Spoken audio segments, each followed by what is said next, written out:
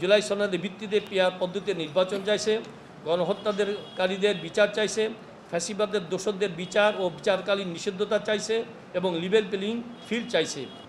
আমরা সরকারের প্রতি হতাশা এবং ক্ষোভ প্রকাশ করছি। দেশের এতগুলো রাজনৈতিক সংগঠন ধারাবাহিক কর্মসূচি পালন করার পরেও সরকারের পক্ষ থেকে কোনো রকম ইতিবাচক সাড়া পাওয়া যাচ্ছে না। কেমন যেন স্বৈরতান্ত্রিক সরকারগুলোর মতো এ সরকারও জনতার দাবির প্রতি উদাসীনতা প্রদর্শন করছে। আমরা সরকারকে সতর্ক করে দিতে চাই, মনে করে দিতে চাই, এই সরকার একমাত্র জনতার রক্তমাখা জীবন উৎসর্গ করার অভিপ্রায় গঠিত। ফলে জনতার দাবির প্রতি ক্রমাগত উপেক্ষা এই সরকারের নৈতিক ও আইনগত বৈধতাকে নষ্ট করবে।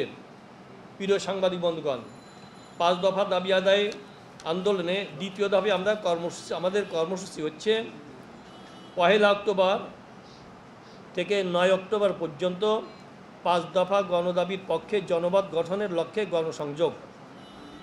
10 অক্টোবর ঢাকায় ও বিভাগীয় শহরে গণমিছিল। 12 অক্টোবর জেলা প্রশাসকের কাছে স্মারকলিপি পেশ। দেশের অন্যতম প্রধান হিন্দু ধর্মাবলম্বীদের দুর্গা উৎসবের কারণে প্রথম দিকে রাজপথের কোনো কর্মসূচি দেখা হয় নাই। প্রিয় সাংবাদিক বন্ধুগণ, আমরা সরকারকে বলবো, কোনো ধরনের পূর্ব সিদ্ধান্ত নিয়ে বসে থাকবেন না। জনতার অভিপ্রায়ের উপরে কোনো আইন নাই, কোনো সংবিধান নাই। জনগণ জুলাই সনদের আইনি ভিত্তি চাইছে, জুলাই সনদের ভিত্তিতে পিআর পদ্ধতিতে নির্বাচন চাইছে, গণহত্যাকারীদের বিচার চাইছে, ফ্যাসিবাদের দোষরদের বিচার ও বিচারকালীন নিষিদ্ধতা চাইছে এবং লেভেল প্লেইং ফিল্ড চাইছে। তাদের এই দাবি পূরণে এই সরকার নৈতিক ও আইনগতভাবে বাধ্য।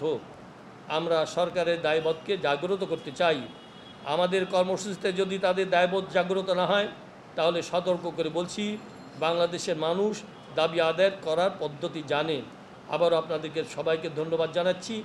আল্লাহ পাক আমাদের সহায় হন।